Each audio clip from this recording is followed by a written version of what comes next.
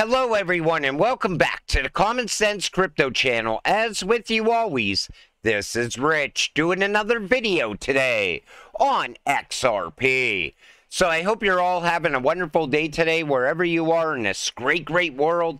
We're going to talk about XRP, and once again, this is the 1 hour chart. We actually had some movement to the upside today. Hopefully we continue with that momentum. And I know a lot of people are still calling for that major pullback, but you know, September looks pretty good for XRP. Ripple's ODL is now officially being sold simply as payment solution. And I like the idea of this. Believe it or not, I have done videos and I mention ODL and people are like, what is ODL?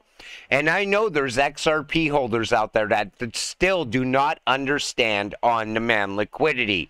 But when you mention payment solution or cross-border payment solution, people can understand that.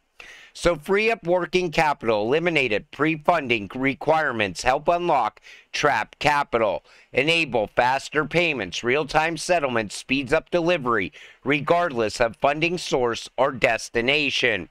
Offer low-cost payments, pre-negotiated FX and payout fees, provide customers with competitive last-mile payment rates. Expand into new markets. One seamless integration enables easy access and connection to new payout regions through premier receivers. And it's the same exact thing as ODL, except now it's just rebranded. We just watched Stellar do that around XLM as well. But I like this because it makes it simpler for people to understand. Managing liquidity means value is available at the right time, for the right cost, at the right place to meet customer needs. Building Liquidity Hub to meet business needs. And I still can't believe that they didn't include XRP in Liquidity Hub yet. I'm still waiting for Ripple to make that announcement as well.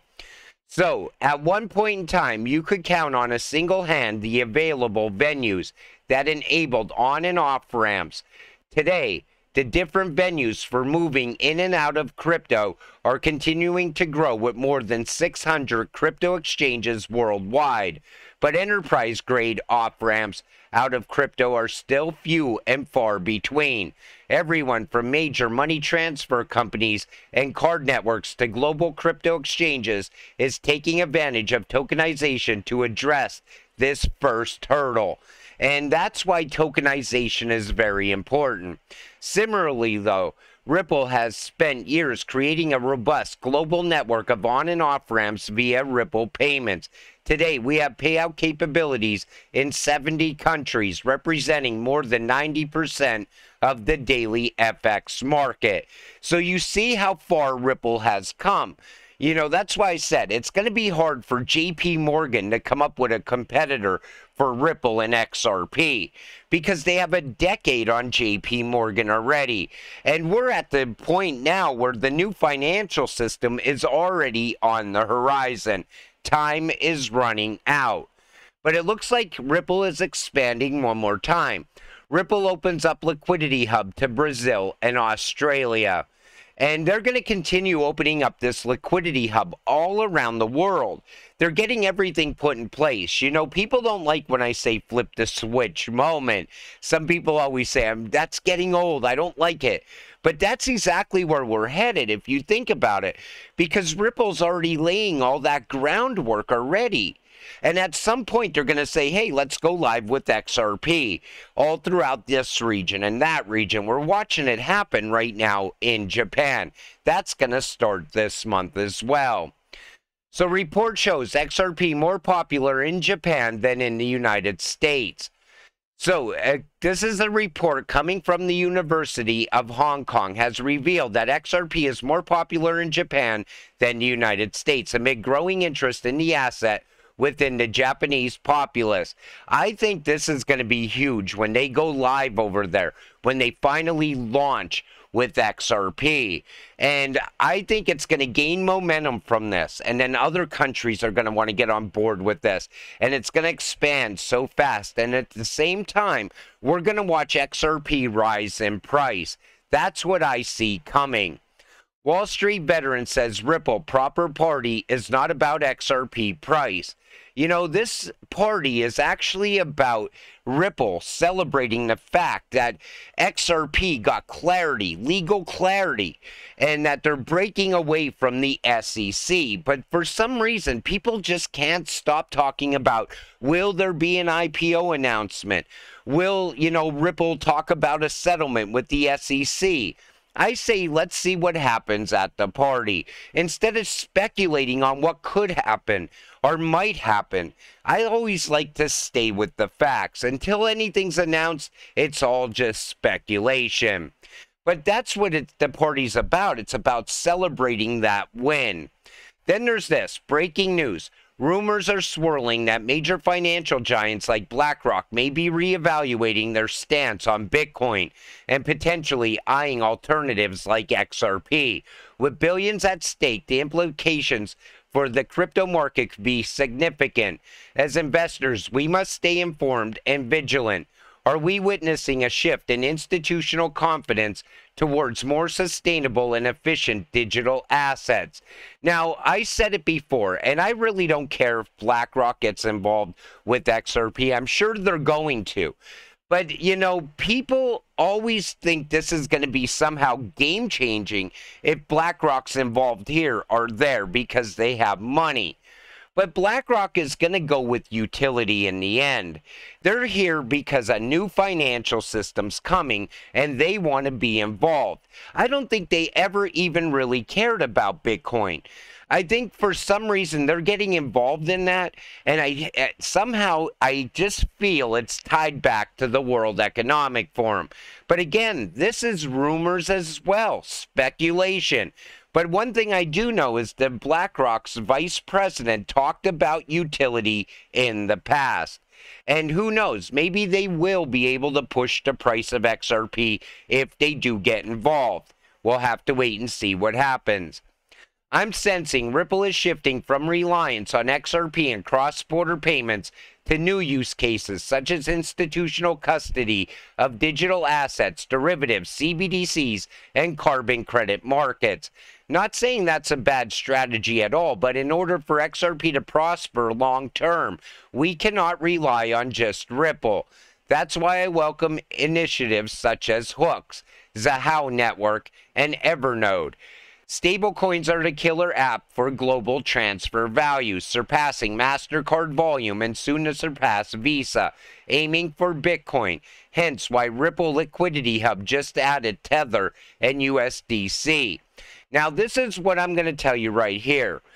Ripple is not shifting away from XRP at all. In fact, Brad has said many times that XRP is at the core that on everything that Ripple is doing. XRP remains at the core of all of it.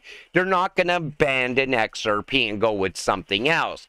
However, Brad is also taking us on different verticals, like I said in previous videos. That's why we're seeing them get involved with derivatives, CBDCs, carbon credit markets. And, you know, because that's where the money is. And all that money, as it keeps flowing in, it's going to push the price of XRP anyway.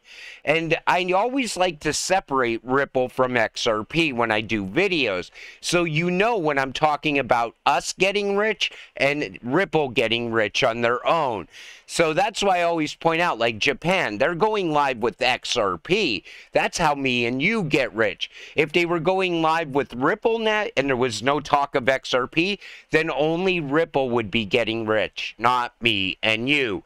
But Brad has said it too many times for me to think that they will ever abandon XRP. So boom. Major payment provider Tranglo has officially declared its involvement in the transformative joint venture alongside Ripple.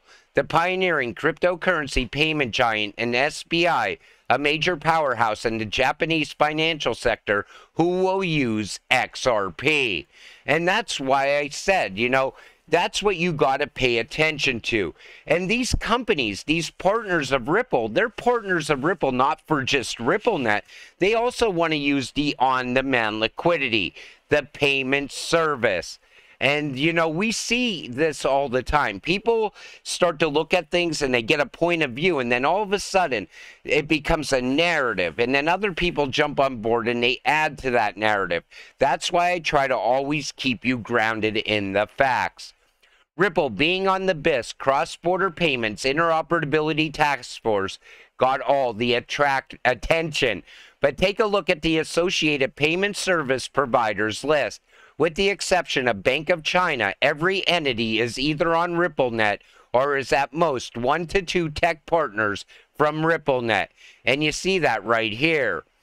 So you see Commonwealth Bank of Australia, RippleNet, Deutsche Bank, endorsed RippleNet, Mercado, RippleNet, Makuru, Thunes, RippleNet, RIA, RippleNet. The list goes on. And even if you just see RippleNet there now, later they will start to use the secret sauce, XRP. Swift expands sandbox for CBDC interoperability. When will they start to use and trigger a price rise to $10? XRP, $10 should be possible. But the problem here is this. Swift and Ripple, they're not partners yet. Ripple's still working to build their own business. That's the best way I would want to put it.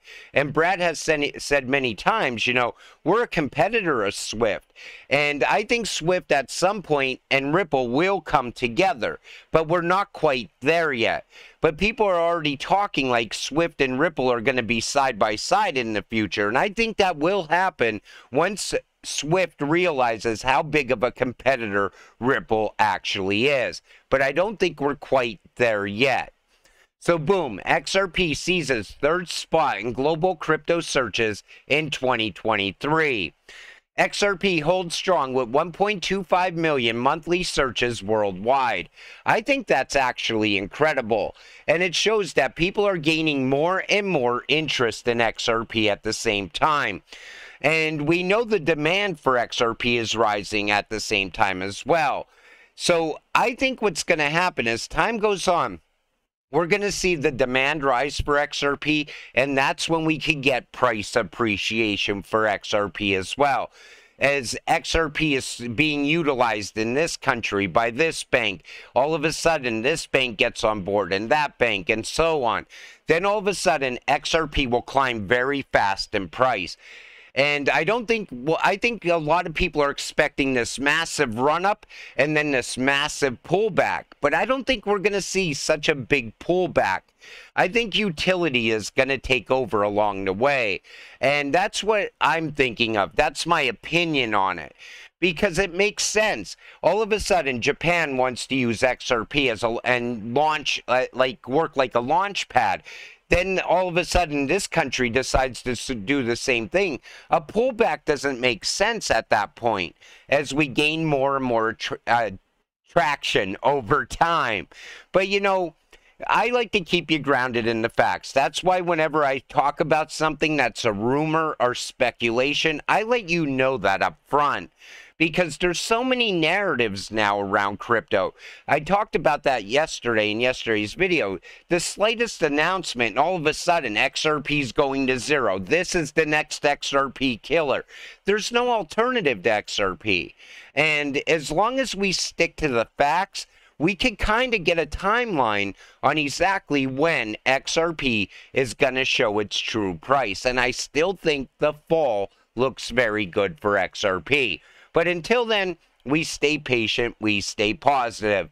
Let's get rich together. With that said, I'm going to wrap up this video. I want to thank you all for watching. I appreciate all of you. I'll see you in the next one. Have a great night.